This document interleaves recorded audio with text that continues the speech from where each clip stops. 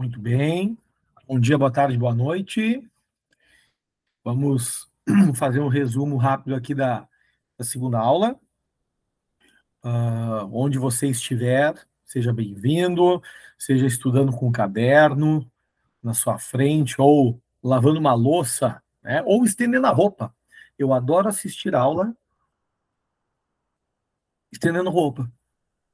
É uma maneira, né, de passar. Muito bem. Aula 2, Filosofia e Sociologia. Nessa aula 2, a parte da filosofia, ela vai se concentrar, né, em falar sobre áreas da filosofia e essa busca pelo conhecimento verdadeiro, porque se a palavra filosofia significa amor à sabedoria, esse sentido clássico de amar a sabedoria é correr atrás de uma verdade universal ou absoluta, né? Tanto faz. Então, quando a gente fala de conhecimento na Grécia Antiga, na filosofia clássica de Sócrates, Platão e Aristóteles, a gente está falando da busca de um conhecimento verdadeiro. E é lógico que dentro deste debate do conhecimento verdadeiro, vai surgir na filosofia os céticos e os relativistas, para falar sobre o que é verdade, se existe verdade, se tem como alcançar a verdade, ou se verdades não existem. Lá na Idade Moderna vai aparecer duas correntes filosóficas, uma se chama racionalistas e a outra corrente filosófica são os empiristas, que são também modos de entender e métodos para tentar responder a seguinte questão: como se chega na verdade? Então, os racionalistas, eles têm um entendimento sobre como chegar na verdade. Os empiristas, eles também têm um entendimento sobre como chegar na verdade. Abre parêntese. Eles acreditam na existência de algo concreto e verdadeiro. Fecha parêntese. Então, aqui na Idade Moderna, dos racionalistas e empiristas, eles não estão negando a existência de verdades. Eles, obviamente, estão colocando aquilo que era tido como verdade no crivo da dúvida. Eles, principalmente Descartes, ele vai buscar duvidar de tudo para depois chegar em algumas verdades. A questão é como chegar. Algo que a gente também pode entender dos racionalistas e empiristas é sobre como eu aprendo. Então, dentro da educação, dentro da faculdade, das faculdades de educação, de ensino, existe esse entendimento. Como é que eu aprendo alguma coisa? E tu pode pensar também, como é que tu aprende? Sabe aquele estudo que tu faz, que tu verdadeiramente consegue compreender o conteúdo, passar numa prova, gabaritar, né, uma atividade avaliativa? Se tu conseguiu gabaritar ou aprender 100%, é porque o teu método deu certo para ti. Então, os racionalistas e empiristas, eles têm essa busca ou essa tentativa de responder como se chegamos num conhecimento verdadeiro, como alcançamos essa verdade, esse conhecimento concreto. E dentro da sociologia, a gente vai trabalhar ali alguns conceitos que envolvem cultura, sociedade, identidade nacional, multiculturalismo, hibridismo cultural. Nossa, que palavrinha é essa? Então, a gente vai trabalhar esses conhecimentos na aula 2. Vou tentar não ser prolixo, ser focado aqui, para que tu possa, né, absorver e pelo menos refletir um pouco esses conhecimentos. Começando pela filosofia novamente, né? Dentro da filosofia, gente, a gente precisa entender que a filosofia ela é muito ampla. A filosofia, ela busca estudar o pensamento, os conceitos. Por isso que eu coloquei ali, né? Ela pensa o pensamento. Ela não só analisa a realidade, ela reflete sobre as diferentes análises de uma realidade. Quando a ciência estuda um objeto, a ciência estuda o objeto em si. A filosofia não estuda o objeto em si só. A filosofia estuda por que eu faço as reflexões que eu faço sobre aquele objeto. Por isso que é o pensamento do pensamento. Então, a filosofia, ela não somente vai buscar o conhecimento verdadeiro, ela vai buscar tentar responder o que é conhecimento. Então, a filosofia, ela, como diz Deleuze e Guattari, o filósofo ele se torna um amigo do conceito. Ele não está preocupado só com a realidade, ele está preocupado sobre o pensamento sobre a realidade. Por que que eu chego nas conclusões que eu chego?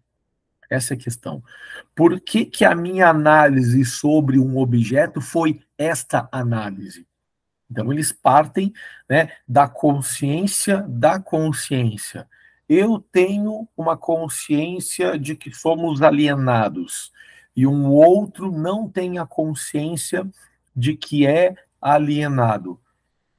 A filosofia vai estudar a alienação e, ao mesmo tempo, ela vai tentar entender por que, que os dois pensamentos são diferentes sobre o mesmo objeto. Por que, que um consegue ter uma análise crítica e o outro não? E se isso é tão livre assim? Né? Será que a pessoa que consegue analisar a sociedade de modo crítico, ela foi livre para isso? Ela consegue, é ela mesma que consegue ter essa análise?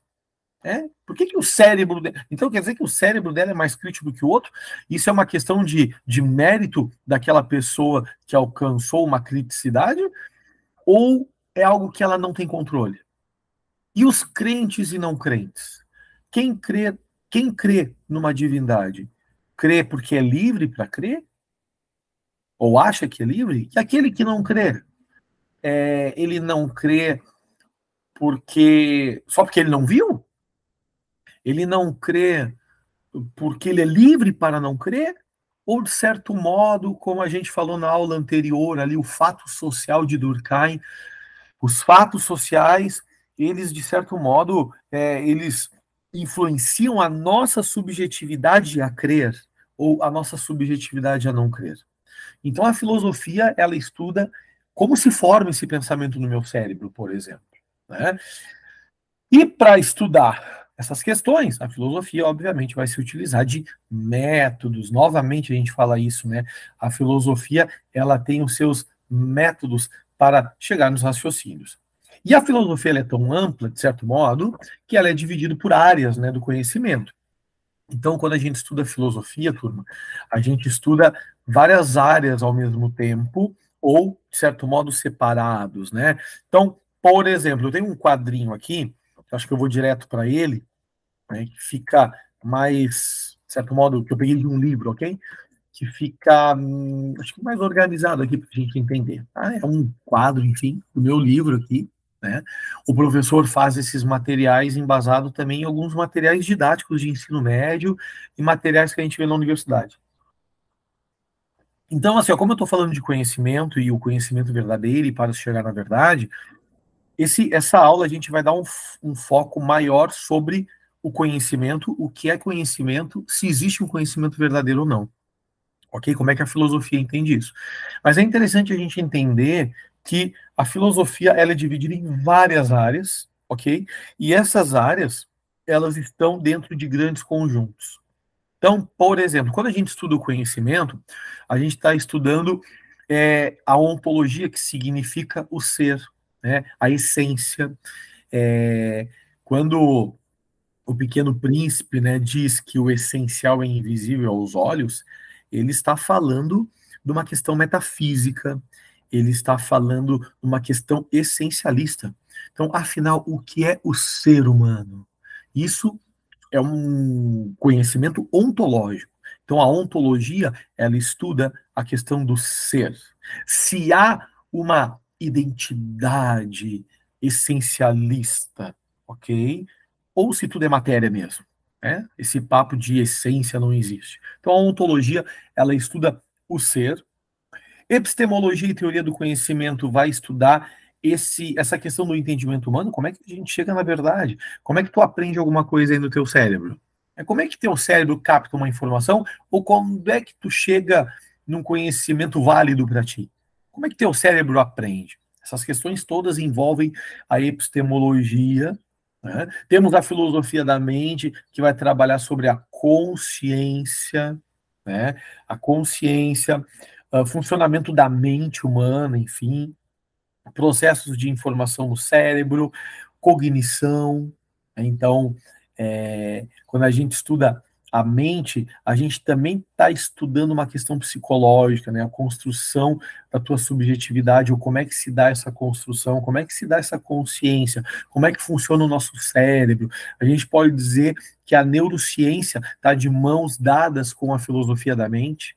Nós temos também a filosofia da linguagem, né? Algo que a gente já falou também na primeira aula, né? O quanto o desenvolvimento daquela linguagem no ambiente democrático beneficiou a criação da filosofia. Então, a filosofia da linguagem estuda o que é a linguagem e o pensamento, formas linguísticas, né? Então, dentro desse conjunto do conhecimento, e existe a questão da lógica, né? Afinal, como é que eu crio, como é que o meu cérebro elabora um raciocínio e um argumento válido? E como é que o meu cérebro elabora um argumento falacioso, um argumento mentiroso só para influenciar? Né? Que é a questão da retórica, né? Sócrates e Platão não gostavam dos sofistas, porque os sofistas, eles eram ou céticos ou relativistas, né? E aí a gente vai estudar aqui, né, o que é cada um deles, mas Sócrates ele não gostava deles porque eles estavam mais empolgados em elaborar uma estrutura lógica de linguagem que convencesse, que influenciasse, do que de fato ter um compromisso com aquela sociedade, com o bem comum, com a harmonia social. Então, e Sócrates, como era um buscador da verdade universal, ele brigava muito com os sofistas. E a gente também tem a filosofia das ciências, né? Os métodos científicos, a revolução científica vai entrar dentro desta questão. Quando é que é ciência? Quando é que é pseudociência? Ok? Dentro da política, que é, e aí assim, ó, penso que, bom, eu penso, mas já dispenso, né? Porque todas essas áreas, elas são importantes para a tua prova do Enem. Mas eu acredito, sim, que a política é uma das áreas mais trabalhadas no Enem. Então, trabalhar filosofia política, filosofia do direito, ética e moral, esses conhecimentos, eles são organizados dentro de um conjunto que é a filosofia política, que é a política. E o outro grupo, a outra área da filosofia é a estética e filosofia da arte, que é o conceito do belo. Afinal, o que é belo? O que é a beleza? Por que tem coisas que eu acho que é feio? Por que tem coisas que eu acho bonito? Isso é construção? Isso é intuição? Por que existem coisas que me causam estranheza? Por que existem coisas que o meu corpo se arrepia e coisas que o meu corpo, de certo modo, reprime, não quer? Então, o conceito do gosto, do belo, do bonito, do sublime, afinal, isso é uma construção, isso é uma intuição. E a filosofia da arte vai falar, sim, sobre a arte, o papel e a influência da arte e a função social da arte também. Muito bem. Gente, a filosofia, ela é gigante. Todas essas áreas, de certo modo, completam aí o objeto de estudo da filosofia. Mas, por trás desse objeto de estudo, sempre existe aquela discussão, né? O que é verdade? Como se chegar... Porque quando a gente está falando de ética, a gente também está construindo uma ética válida e uma ética inválida. E aí a ética inválida seria aquilo que não é ético, ok? Quando a gente fala sobre moral, sobre o que é certo, o que é errado, sobre ações corretas, a gente também parte do entendimento daquilo que é verdade e daquilo que não é. Então, a busca pela verdade, ok, sempre estará no jogo filosófico, em qualquer área.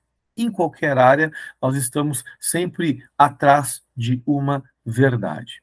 Só que não é tão simples assim, porque dentro dessa discussão do que é verdade, existem dois grupos de filósofos que eles vão contestar essa questão, que são os ceticistas e os relativistas, ok? Dentro do ceticismo e do relativismo, existe o entendimento de que ou eu não consigo, se a verdade existe, eu não consigo chegar nela, ou que de fato verdades não existem, ok? Alguns conhecimentos desse slide que eu pular, eu vou pegar ele de novo, ok? Pegar essa informação, esse conhecimento, lá quando eu trabalhar mais detalhado cada um dos sofistas importantes, Sócrates e Platão. Aí, nesse momento, quando eu abordar melhor isso, que vai ser por volta lá da aula número 4, enfim, aí lá, nessa abordagem, a gente vai conseguir se situar melhor, talvez, e chegar a alguns outros conhecimentos que o professor vai pular hoje. Mas tá aí o slide para tu ler, tá certo? Bom, diante desse contexto, né, de que Platão acredita que existe algo verdadeiro e que a filosofia é um instrumento para essa verdade, diante dessa questão de que Sócrates está atrás de uma verdade absoluta universal, nós temos, então, dentro dessa questão do conhecimento, os ceticistas e os relativistas, ok? E aí, principal questão desse momento, a verdade existe? Mas como podemos chegar a um conhecimento verdadeiro? De fato, existe um conhecimento verdadeiro? Muito bem. Para Platão, o conhecimento verdadeiro, ele precisa ser, em primeiro lugar, acreditado. Ou seja, eu tenho que partir de uma crença. Mas, ao mesmo tempo que eu parto de uma crença, depois eu preciso justificar por meio de evidências e argumentos. Então, para Platão, a verdade não é só crer, eu preciso comprovar que ela existe, seja por evidências ou por argumentações, né? Muito bem. Porém, para o ceticismo, ok, não é tão simples assim.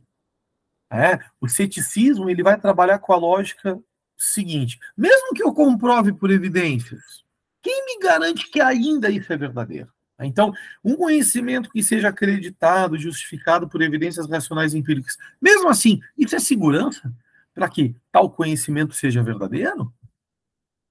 A postura cética é essa, sempre duvidar da verdade. Então, a postura cética, que duvida daquilo que é considerado verdade, foi adotado por um filósofo lá na Idade Moderna, que é o René Descartes, tá certo? Mas os céticos, eles começam na Idade Antiga, tá bom? Então, o primeiro sinal de ceticismo, ele vai começar com os próprios sofistas, só que, obviamente, né, vai surgir, vai aparecer outras escolas no decorrer do processo da história da filosofia que também vão ter esse entendimento cético.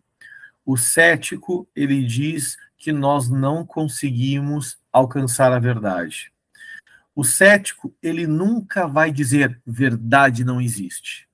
O cético, ele não é um cara que vai ser tão incisivo em suas opiniões. O cético, ele é um cara extremamente estudioso, extremamente amplo na sua análise e amplo na sua visão. Mas como ele não consegue ver onde está a verdade, ele vai fazer uma suspensão do juízo que a gente chama de epoqué ou de aporia, ou seja, eu estudo muito determinado assunto, mas como eu não tenho certeza da verdade, eu não vou expressar a minha opinião. Então, o cético nunca vai dizer assim, ó, verdades não existem.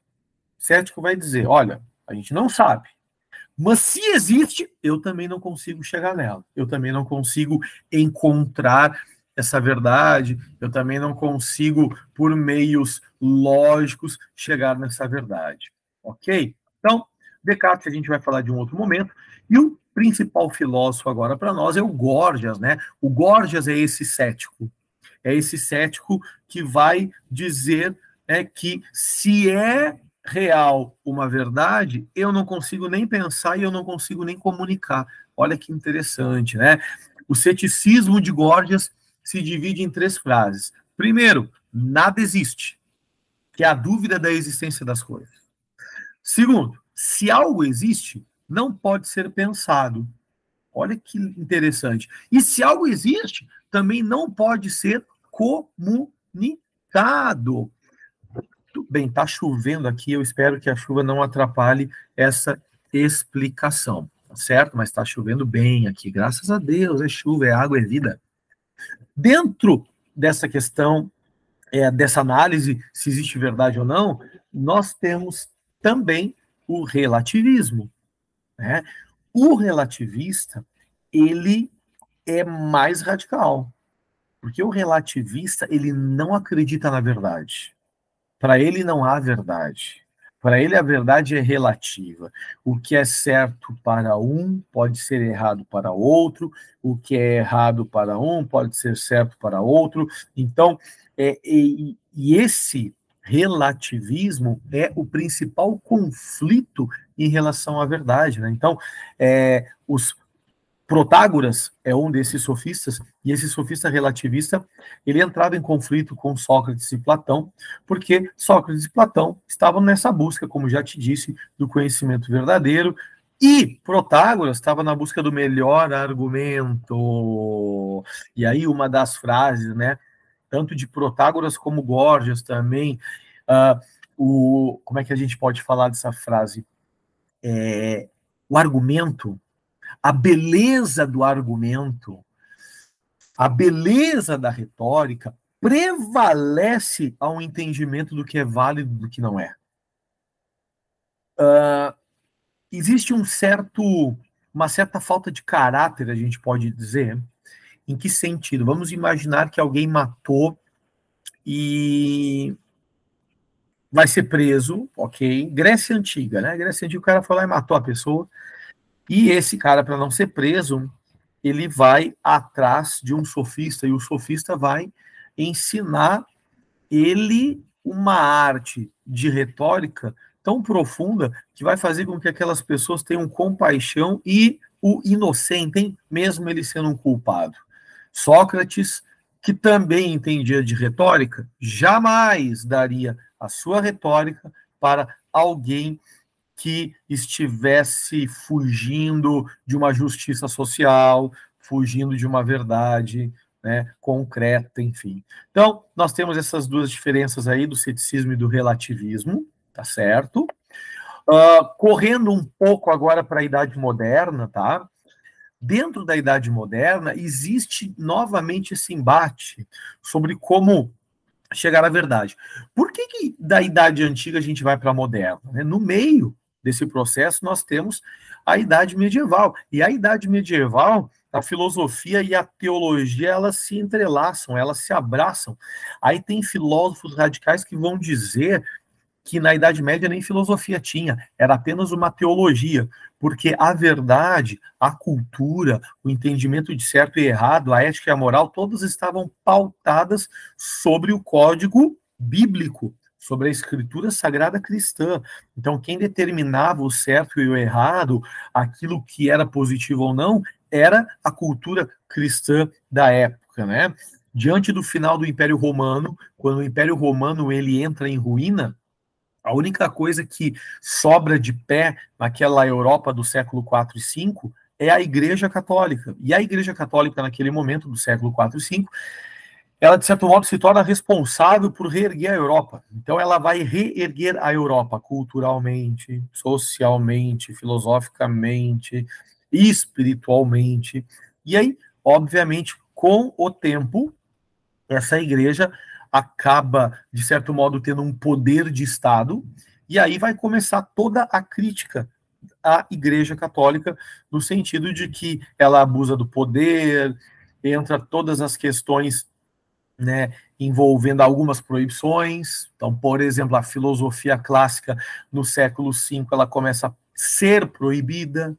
Então, existe uma série de proibições da Igreja, proibições contra outras ideias ou outras ideologias que a igreja condenava e entendia como heresia, porque ia contra a filosofia cristã ou a teologia cristã, né?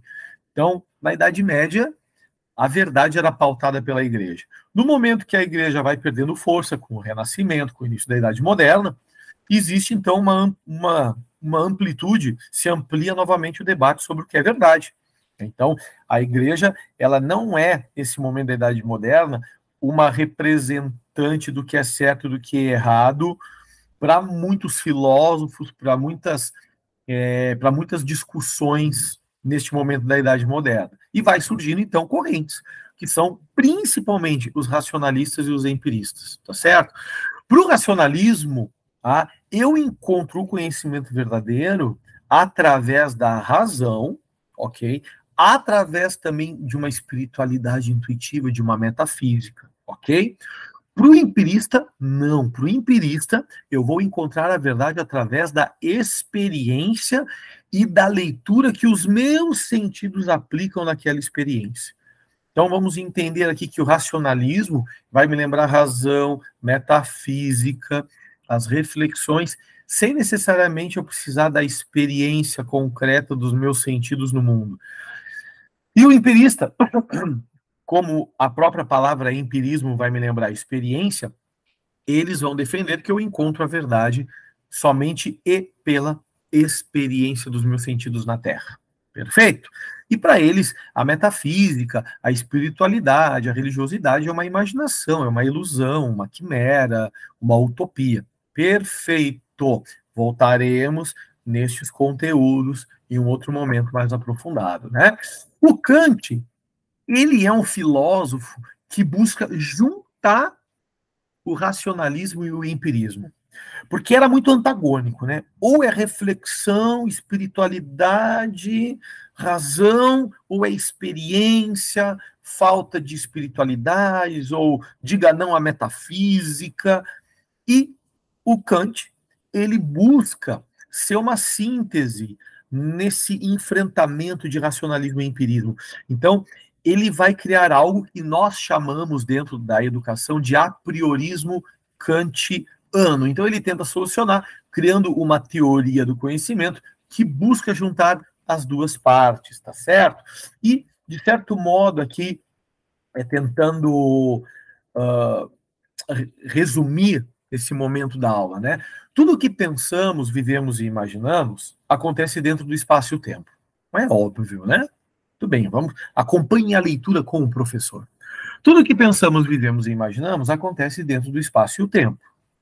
Ok, até aí tudo bem. O espaço e o tempo são duas formas a priori de experiência. Ou seja, quando eu vim para esse mundo, eu vim já dentro de um espaço e de um tempo. Então, eu não criei essa experiência. Então, eu não tenho como viver fora do espaço e o tempo. Então, a experiência no espaço e no tempo, ela é a priori, ela vem antes, ok? Ela já, né, é um fato social, ou seja, ela já é uma realidade antes de mim. Muito bem? Ao mesmo tempo, o modo como eu julgo essa experiência dentro do tempo e do espaço vem de estruturas, categorias, conceitos formatados no sujeito, que também vêm comigo. Elas não vêm da experiência, ok? E são elas que inicialmente irão julgar. O que ele está querendo dizer? Que quando eu venho para esse mundo, eu já venho, né, fatalistamente, eu não tenho como mudar. Eu estou dentro do tempo e do espaço. Eu sou por si só, eu por si só vivo em experiências. Mas o modo como eu interpreto essa experiência, ela inicialmente eu consigo interpretar porque aqui não é um vazio. Né? Se o John Locke, que é um empirista, vai dizer que quando a gente nasce a gente é uma tábula rasa, Kant vai dizer, não, nós não somos uma tábula rasa, a gente não é um vácuo, a gente não é uma gaveta vazia. Existe uma estrutura cognitiva, existem algumas categorias aqui de pensamento, de raciocínio, de lógica, que me permite julgar essa experiência, inicialmente. Então, existem fatos da experiência que é a priori, e existem algumas estruturas de pensamento que são inatas inicialmente, ok? E essa síntese, essa ideia de Kant, que foi extremamente significativa, nós chamamos de Revolução Copernicana de Kant, porque ele sim fez uma revolução dentro da filosofia, buscando retirar esse antagonismo entre racionalistas e empiristas. Perfeito? Bom, aí aqui vai ter outras questões de Kant, tá? Mas eu penso que dentro da filosofia da aula 2, são essas análises que a gente precisa fazer, tá certo? Se existe verdade, se há um conhecimento verdadeiro, se existe, tem como chegar nele, o que os céticos dizem, o que os relativistas dizem, essa questão do racionalismo, do empirismo e do apriorismo, né? Outras questões de Kant também que a gente vai elaborar e estudar em outros momentos, tá? Mas tá, fiquem à vontade para a leitura do material. Muito bem. Dentro da sociologia, a gente vai trabalhar algumas questões de cultura, a necessidade de uma identidade nacional, conceitos de cultura, introdução à escola de Frankfurt, talvez a gente pule, e multiculturalismo e hibridismo cultural. O que está em jogo é dentro desta questão aqui e que, de algum modo, vai se repetir na outra aula também. Como é a nossa cultura brasileira? Qual é a identidade do Brasil? As pessoas que moram fora do Brasil, quando elas olham para dentro do Brasil, como é que elas julgam o Brasil em termos de cultura? É o país do quê? Tá ligado? É o país do carnaval? É o país do futebol? Essa identidade cultural, ela é fluida? Ela é espontânea? A identidade cultural observada, ela é uma construção da sociedade? Ela é uma construção de todas as classes? Ela é uma construção da elite brasileira sobre o Brasil? Então, o Brasil, ele é um país complexo, né? Essa diversidade, né? O modo como a gente enxerga a diversidade do modo como deveríamos enxergar? Ou a gente pode colocar mais criticidade dentro dessa questão da diversidade cultural? A minha visão de diversidade cultural do Brasil, como ela é? Então, dentro dessa questão da cultura brasileira, a gente já ouviu aqui, né, algumas palavras, o bom jeitinho, alguns termos, né? O bom jeitinho brasileiro, o Brasil não é para principiante, o Brasil não é para amador. Então, dentro da sociologia, existem algumas áreas que vão estudar a nossa identidade brasileira, a nossa cultura brasileira. E dentro dessas áreas da sociologia, né, obviamente, a formação do pensamento social e a sociologia brasileira. A questão é, existe uma identidade brasileira? A necessidade de apresentar uma tradição nacional, de uma identidade nacional, de certo modo, é comum em todas as nações em seu processo de consolidação nacional. Não somente geográfica e territorial. Então, quando um Estado nacional quer se formar enquanto país, ele não está preocupado só com a sua geografia e o seu território. Ele está preocupado em criar uma unidade cultural, uma unidade de pensamento, uma unidade na identidade. Ele quer construir uma cara para esse país. Então, a identidade, ela é construída e inventada. Não é mentirosa. Por quê? Por que não é mentirosa a identidade? Porque, obviamente, essa identidade construída e inventada, ela é construída e inventada em cima de traços reais da sociedade. Então, a identidade nacional, a formação social, cultural e política é necessária para justificar essa formação do Estado Nacional.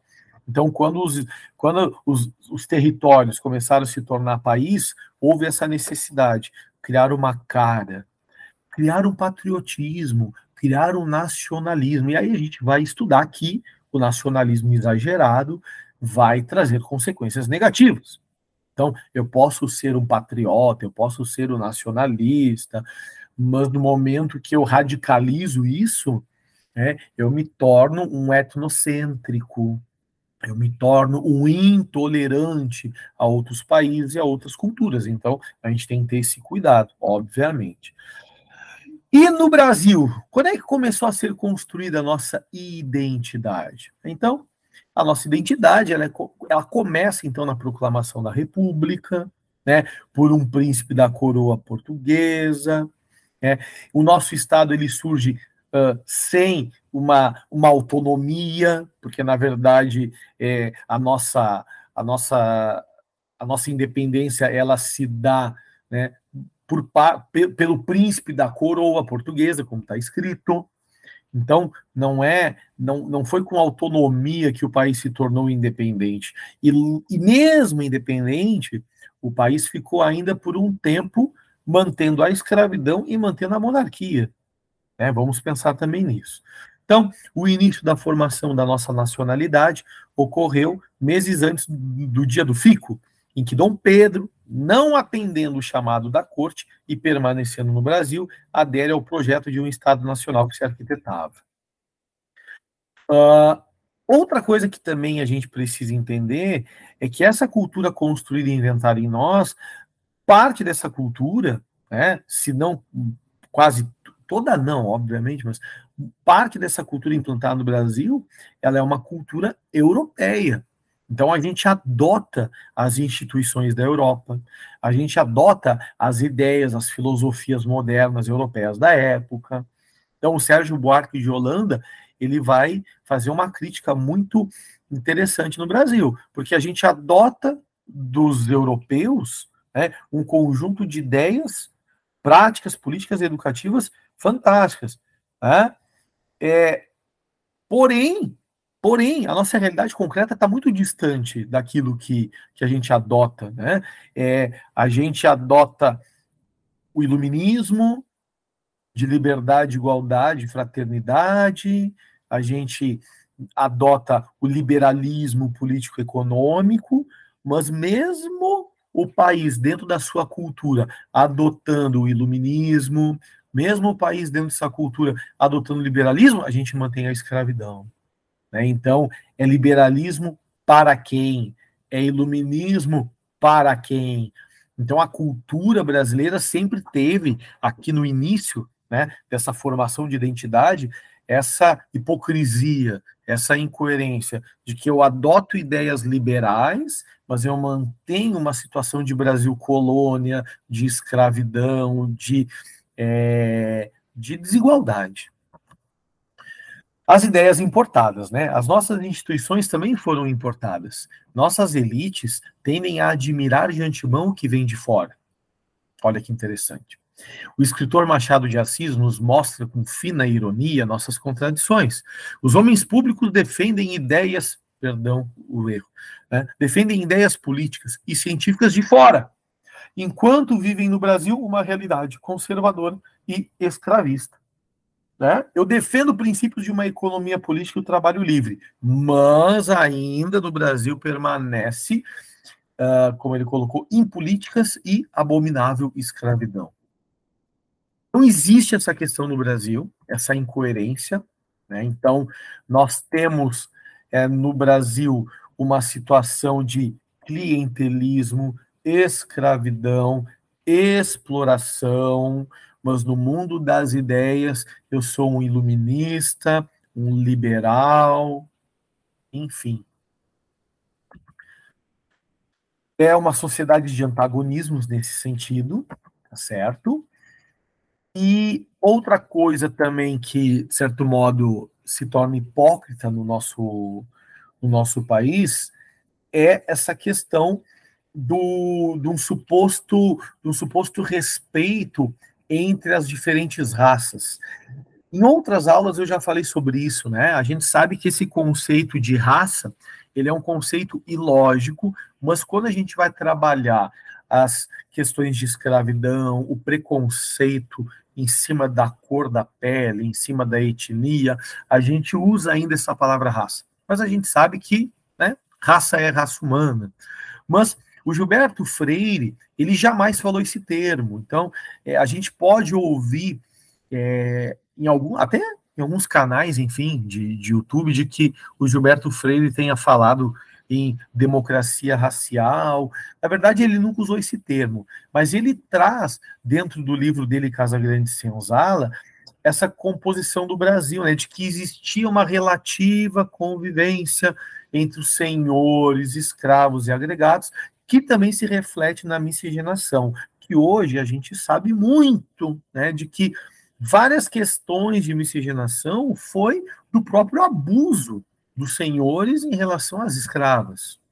Então, existe o abuso sexual, existe a exploração da mulher dentro dessa questão da escravidão, a mulher sofrendo duplamente, a mulher negra sofrendo os maus tratos da escravidão e toda a questão do abuso sexual pelo seu senhor. Então, muito dessa miscigenação não era um respeito à etnia negra, não era esse respeito, mas era a questão mesmo da sexualidade, do abuso sexual das escravas também. Bom, dentro dessas contradições também da nossa identidade brasileira, nós temos essa questão ambígua também, né? Que por um lado nós somos autoritários e por outro lado cordiais. Então, dentro desse DNA do povo brasileiro, nós temos esse dualismo dentro da identidade, que nós somos muito autoritários e, ao mesmo tempo, cordiais. Cordial significa coração, né? Cordial significa coração. Então, dentro do lado autoritário, nós temos essas três dimensões. A existência da ordem formal, baseada em posição de status e prestígio social, uma oposição entre pessoas reconhecidas em seus direitos e pessoas onde as leis funcionam como instrumento de opressão e controle. Então, o autoritarismo para aqueles que não se enquadram dentro de um status, de uma posição privilegiada, o que tem para ele? A lei que o instrumentaliza e controla o seu corpo. É a domesticação, é o corpo dócil para o mercado de trabalho, para a exploração do trabalho. E autoritarismo na questão do mundo sagrado, em que divide em estruturas hierárquicas de santidade. É como se houvesse uma elite santa governando a Assembleia. A Assembleia. E isso, dentro das religiões, é muito complicado, é muito incoerente a ver dentro do sagrado, dentro da questão religiosa, pessoas que se consideram mais santas e mais ungidas do que outras. Enfim. E somos cordiais? O que fala sobre a questão da cordialidade? Né? O brasileiro cordial, típico do Brasil rural colonial, ele vai desaparecendo com a urbanização, a gente vai ficando mais, de certo modo, mais frio de coração, ok? Mas ainda se mantém um pouco essa questão da cordialidade, em que o brasileiro, ele age com o coração, sem deixar a razão se sobrepor aos sentimentos. Sérgio Buarque de Holanda vai dizer que o homem cordial possui uma ética de fundo emotivo. Muito bem. Dentro dessa cultura, e aí é algo que também a gente precisa entender, que nessa cultura construída e inventada, essa identidade nacional, ela é construída e ela é inventada por quem? Pela classe dominante, pela elite, pelas pessoas que governam o país. E essas pessoas que governam o país, essa classe dominante, hegemônica, que constrói e desconstrói a identidade, é ela que coleta o que ela acha necessário, o que ela acha legal e exclui o que ela não acha legal. Então, quem faz essa análise, essa peneira... Porque vamos pensar, gente, quantas manifestações culturais existem no Brasil? Inúmeras manifestações. Quem define a mais legal, a menos legal, a mais privilegiada, a erudita, a popular? Quem define? Quem diz o que é popular, o que não é popular? Quem diz o que é de status, privilégio, erudito, e quem diz ao contrário? Quem define, quem passa esse crivo é a classe dominante, a elite que governa o país. E muito das manifestações que a elite, de certo modo, absorveu, vem das periferias, vem das zonas periféricas, vem dos povos livres da escravidão, que criaram o samba, que criaram o jazz, que criaram os hip hops, e essa elite, ela, de certo modo, ela coleta essas manifestações culturais periféricas e acaba, de certo modo, alterando, acaba, de certo modo, criando outras interpretações, acaba, de certo modo, criando uma releitura dessas manifestações culturais que seja mais agradável para, de certo modo, a sociedade. E isso é um problema. Isso é um problema. Então, quem faz isso dentro e em acordo com a elite é a indústria cultural. Então, vamos pegar aqui, manifestações culturais vindas de espaços menorizados, ok? Essas manifestações, elas tendem a desaparecer ou rotuladas de elitistas. Só que no momento que eu rotulo como elitista, eu crio as minhas releituras. Então, o samba, eu posso adulterar para que ele seja bem-vindo ou bem visto pela sociedade como um todo. Eu adultero a cultura hip hop, eu adultero o funk, eu adultero aquilo que vem da periferia e quem adultera é a indústria cultural, para que, de certo modo, a sociedade toda goste. Né? De certo modo, parece que aquilo que é da periferia só ganha destaque e privilégio depois do aval da classe dominante. E no momento que a classe dominante dá o aval, isso passa a pertencer à identidade, às grandes manifestações culturais. Então, tentando conceituar cultura, e aí a gente vai falar também isso em outras aulas, né? Vamos lá, conceito de cultura, né? Então, cultura não é só arte, obviamente, a gente já se deu conta disso, né? A cultura, ela recebe uma amplitude de conceito com a antropologia, então, os historiadores entendiam, sim, que a cultura era muito relacionada com a arte, com a educação, ok? Mas quando a antropologia começa a se desenvolver e ela começa a estudar também as culturas, a gente amplia o significado de cultura. Então, o significado hoje adotado por nós é o significado que a antropologia deu para a cultura. Então, o que é cultura? Né? É hábito, culinária, comunicação, vestuário, arquitetura, modelos de educação, ritual, festa e evento. Ou seja, a concepção cultural, a concepção de cultura é, de certo modo, aquilo que o ser humano produz, aquilo que a comunidade produz, tudo é a criação mais ampla da sociedade, a produção da língua, a produção da linguagem, a produção do significado. Então, quando eu olho para uma montanha e quero escalar a montanha, essa montanha já deixou de ser natural para ser cultural.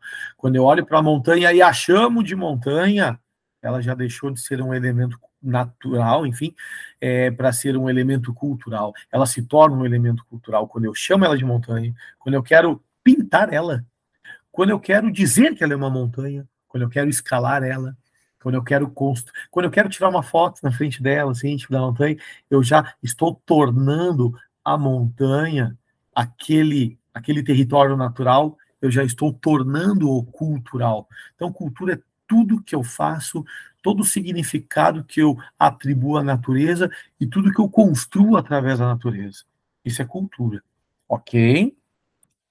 Tudo bem. Então, aqui tem algumas questões, né, de que a palavra cultura, ela tem alguns significados, né, que significa cultivar, cuidar, né, que significa também manifestações do sagrado, manifestações artísticas. Então, a cultura é conhecimento, é arte, é moral, é lei, é costume, tudo que a humanidade, enquanto humanidade, construiu. Muito bem. E é óbvio que todos têm cultura. Da onde é que vem aquele papo de que, olha só, aquela pessoa não tem cultura? Justamente dessa interpretação de que cultura é arte. Se eu tiver aquela interpretação inicial de que cultura é arte, eu vou julgar pessoas. Se eu tiver aquela concepção de que cultura é só educação, eu condeno pessoas. Porque aquela pessoa que não tem uma educação literária, aquela pessoa que não tem uma educação formal, ela não tem cultura. E muitas vezes, de maneira preconceituosa, a gente já ouviu isso. Olha só, aquela pessoa não tem cultura. Quem diz isso é porque tem um falso entendimento do que é cultura. Cultura não é só arte, não é só escola, não é só literatura. Cultura é muito mais amplo do que a tua formação intelectual ou a tua formação artística, ok? A tua formação enquanto sujeito é cultura. A construção da tua subjetividade é cultura. Muito bem. A identidade nacional, a gente sabe então que ela é construída, inventada, ela é podada, é como se eu colocasse todas as manifestações culturais num funil, e aí eu vou separando, isso serve, isso não serve, e quem faz isso é a classe dominante. Então, essa identidade nacional, ela é totalmente construída. Esse nacionalismo, esse sentimento nacionalista, ele também é construído. E no momento que eu exagero, no momento que eu tenho um fundamentalismo nacionalista, eu posso ser, sim, aquele xenófobo, aquele intolerante, eu posso ser aquele que é totalmente contra a povos e etnias diferentes do meu. Então, o sentimento exagerado de nacionalismo, ele traz consequências negativas, né? É isso, o nacionalismo exacerbado, exagerado, traz esse discurso etnocêntrico, né? Então, de acordo com a sociologia, o etnocentrismo é uma cegueira para as diferenças culturais, né? A tendência de pensar e agir como se elas não existissem. No momento que eu olho para outra cultura com um olho do colonizador, no momento que eu olho para uma outra cultura justamente com esse olhar de que aquela cultura não vale de nada, que aquela religião é errada, enfim, e outras questões, eu sou etnocêntrico. Eu peguei a minha etnia, a minha cultura e coloquei como centro, e eu acho que eu sou o único certo. E o etnocentrismo, ele pode ser considerado, né, a contrapartida sociológica do fenômeno psicológico do egocentrismo. Então, todo nacionalista exagerado, todo etnocêntrico, ele é um egocêntrico, porque ele se coloca no centro e ele acha que está certo, que a sua cultura é a certa, que tudo mais com ele é certo e tudo mais é errado. Muito bem. Escola de Frankfurt e indústria cultural serão cenas dos próximos capítulos, tá bom, gente? O professor vai dar uma pausa, vou fazer depois uma aula 2, parte 2. Beijo, até mais.